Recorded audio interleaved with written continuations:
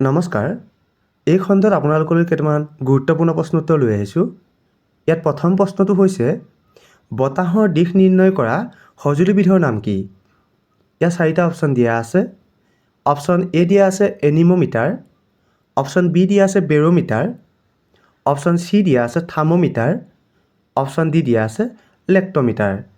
এই 4টা অপশ্যনৰ ভিতৰত শুদ্ধ উত্তৰ কোনটো হ'ব? ইয়াত শুদ্ধ উত্তৰটো হ'ব অপশ্যন এ এনিমোমিটাৰ। বতাহৰ দিশ নিৰ্ণয় কৰা সঁজুলিবিধৰ নাম হৈছে এনিমোমিটাৰ। গছৰ পাত সেউজীয়া হোৱাৰ কাৰকবিধৰ নাম কি? ইয়াত 4টা অপশ্যন দিয়া আছে।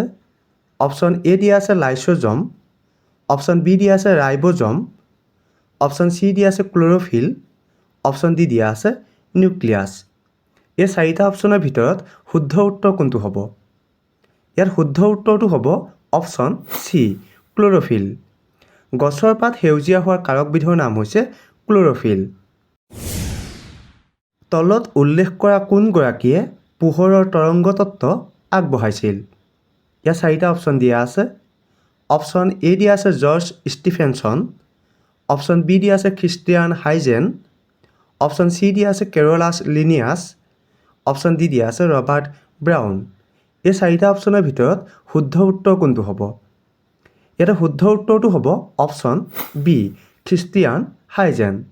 খ্ৰীষ্টিয়ান হাইজেনে পোহৰৰ তৰংগ তত্ত্ব আগবঢ়াইছিল। তলত উল্লেখ কৰা কোনবিধ আটাইতকৈ বুদ্ধিমান স্তন্যপায়ী জীৱ? ইয়াতে 4টা অপশ্যন দিয়া আছে। অপশ্যন এ দিয়া আছে ডলফিন, অপশ্যন বি দিয়া আছে কেংগাৰু, অপশ্যন চি দিয়া আছে বান্দৰ, অপশ্যন ডি দিয়া আছে কুকুৰ। এই 4টাৰ ভিতৰত শুদ্ধ উত্তৰ কোনটো হ'ব? ইয়াতে শুদ্ধ উত্তৰটো হ'ব অপশ্যন এ ডলফিন। ডলফিন আটাইতকৈ বুদ্ধিমান স্তন্যপায়ী জীৱ। পৃথিৱীৰ আটাইতকৈ ডাঙৰ কোষটোৰ নাম কি? ইয়াত 4টা অপশ্যন দিয়া আছে। অপশ্যন এ দিয়া আছে কাছৰ কণী, অপশ্যন বি দিয়া আছে উট চৰাইৰ কণী, অপশ্যন চি দিয়া আছে ৰাজহাঁহৰ কণী, অপশ্যন ডি দিয়া আছে উল্লেখিত এটাও নহয়। এই 4টাৰ ভিতৰত শুদ্ধ উত্তৰ কোনটো হ'ব? ইয়াতে শুদ্ধ উত্তৰটো হ'ব অপশ্যন বি উট চৰাইৰ কণী। পৃথিৱীৰ আটাইতকৈ ডাঙৰ কোষটোৰ নাম হৈছে উট চৰাইৰ কণী।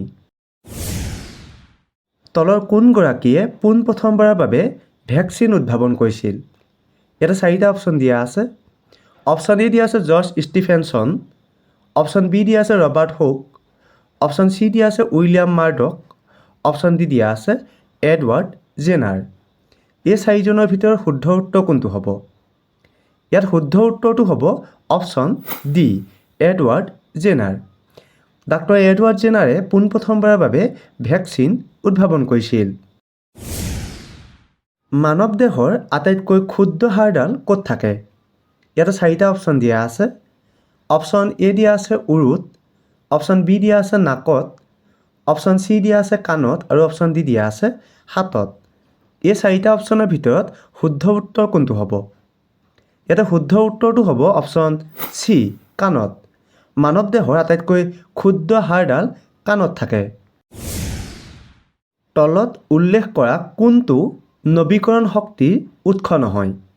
ইয়াত 4টা অপশ্যন দিয়া আছে।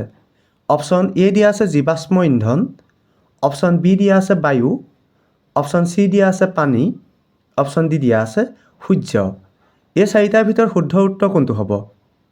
ইয়াতে শুদ্ধ উত্তৰটো হ'ব অপশ্যন এ জীৱাশ্ম ইন্ধন।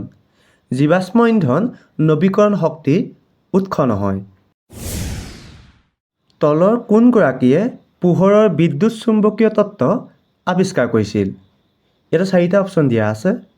অপশ্যন এ দিয়া আছে কপাৰ্নিকাছ, অপশ্যন বি দিয়া আছে doctor Edward Jenner, option C দিয়া আছে জৰ্জ ষ্টিফেনছন, অপশ্যন ডি দিয়া আছে জেমছ ক্লাৰ্ক মেক্সৱেল। এই 4জনৰ ভিতৰত শুদ্ধ উত্তৰ কোনটো হ'ব? ইয়াতে শুদ্ধ উত্তৰটো হ'ব option D James Clerk Maxwell. James Clerk মেক্সৱেলে পোহৰৰ বিদ্যুৎ চুম্বকীয় তত্ত্ব আৱিষ্কাৰ কৰিছিল। এইটো খণ্ডত আপোনালোকলৈ আগবঢ়োৱা প্ৰশ্নটো হৈছে বৃক্কৰ ভিতৰৰ কেন্দ্ৰীয় অংশক কি বুলি কোৱা হয়? ইয়াত 4টা অপশ্যন দিয়া আছে।